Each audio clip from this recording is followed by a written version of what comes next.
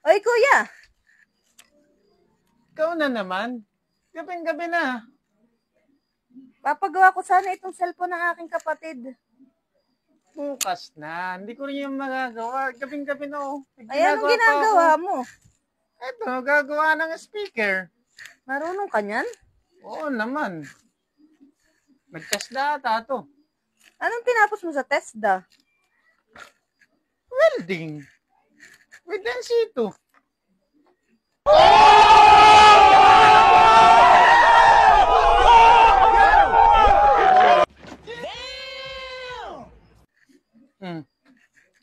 Sige, kuya.